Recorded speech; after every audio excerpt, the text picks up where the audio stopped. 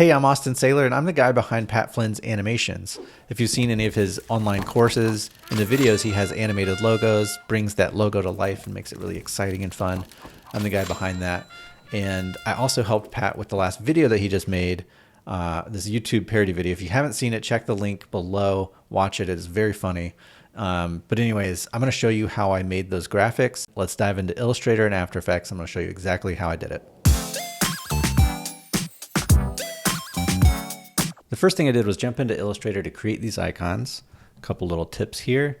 If you draw out a rectangle, you can grab these little round tool, draw it out like that, and you've got rounded buttons, super nice. And a little pro tip, if you go into Adobe Fonts, if you have an Adobe Creative Cloud account, you can go in here, find Azo Sans. I found that to be pretty good for a Google YouTube looking font. And I'm using the medium size of that. So Azo Sans medium if you want a font that works well. And I also screenshotted the bell from YouTube itself just to get that pretty accurate. It's not perfect, doesn't have to be, but I thought it was pretty good. Oh, I was also started custom making these.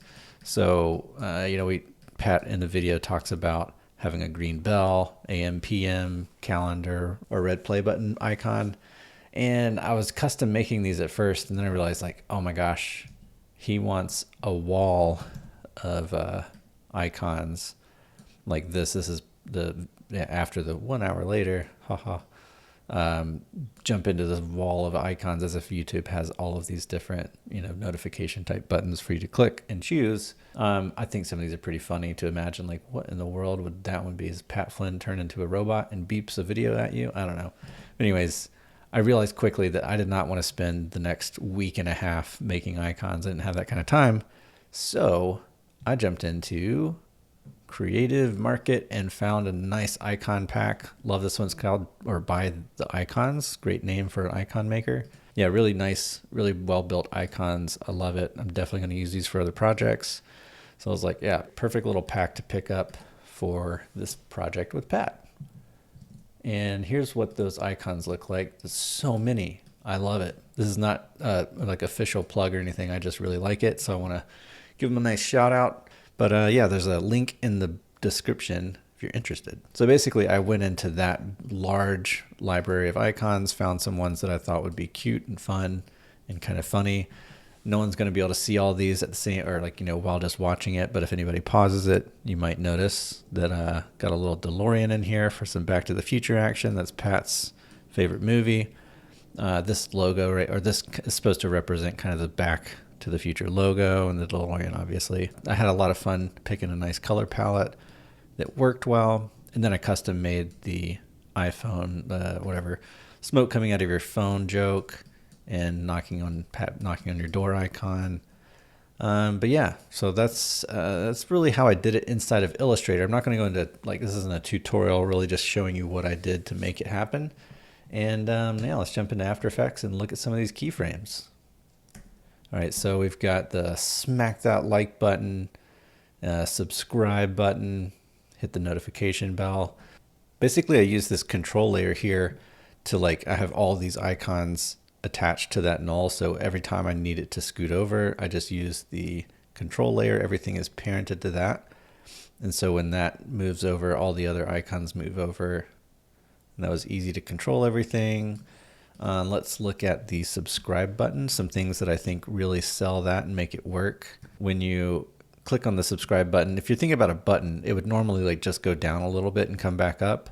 I'm not looking for realistic. I'm looking for eye-catching and interesting. So what I was going for here is to pop it out fast and actually staggered the keyframes a little bit. Actually, let me just look at scale keyframe.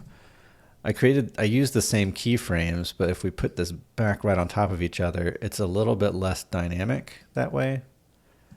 But when we scoot one of them over just a little, the word subscribe, it has a nice popping afterwards secondary animation. And then we look at the position keyframe, slide it to the right, and bring in this little check mark. And the way you write on a check mark like that is use trim paths. If you don't know how to do that, I can't help you. No, I'm just kidding. Trim paths, you're going to add trim paths by hitting add and that triangle button and trim paths there. That gives you trim paths, and this thing right here, watch this check mark. Let me zoom in. As we change the end, it's writing it on, and so you just have keyframes so that the first keyframe is at 0, second keyframe is at 100%.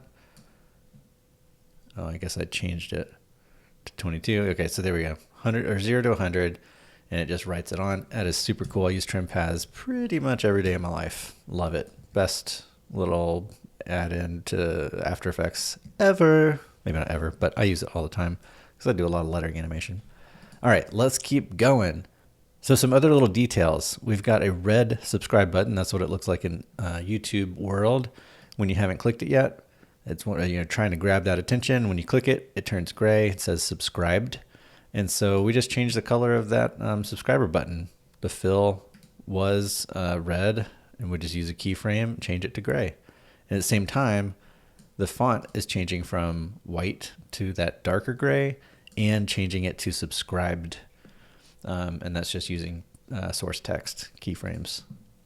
Beep, boop. Super nice. And like I said before, we use the control layer, this yellow control layer up here.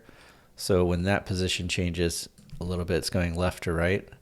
It scoots that icon over, and then the icon below this one is that bell notification icon. Moving the cursor. Where is that cursor? Where is that cursor? There it is.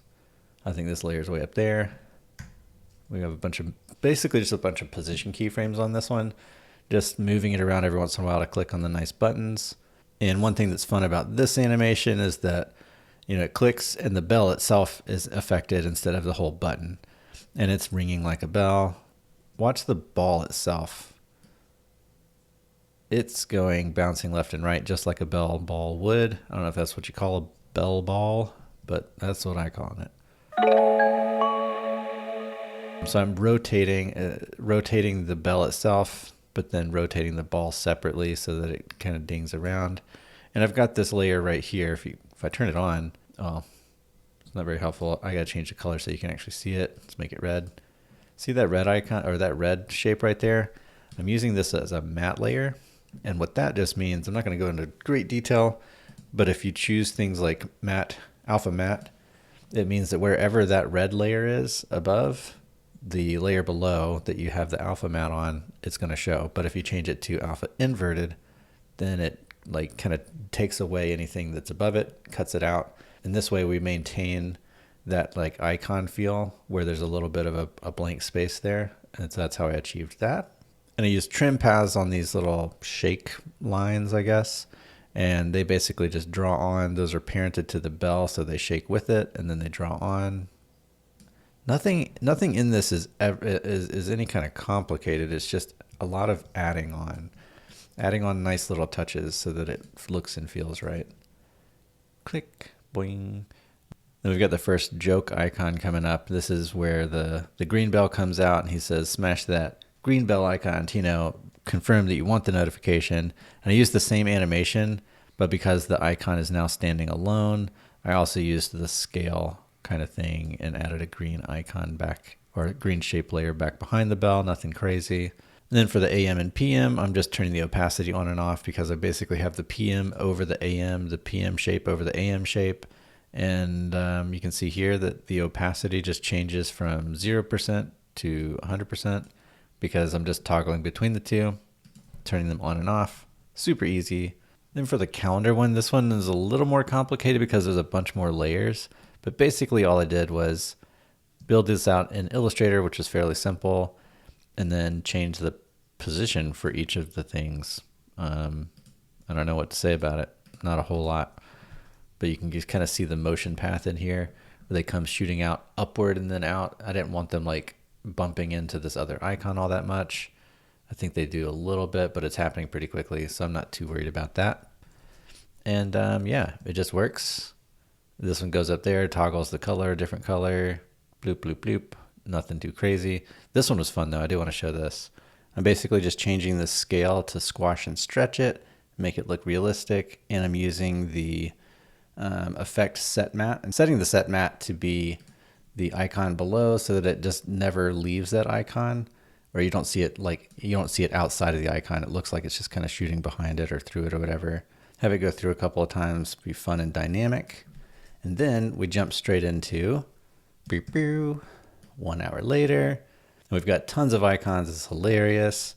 And I just basically used like I can't remember, turbulent displace or no, wave warp on this one.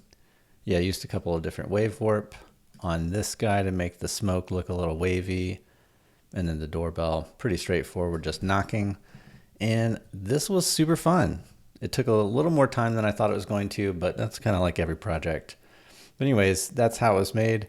And if anybody's really curious, I can do more of a step-by-step tutorial of how I made it. But for now, I think the demo was kind of fun to just show how this was made. A lot of love and care into making these icons fun and trying to make this video as funny as possible.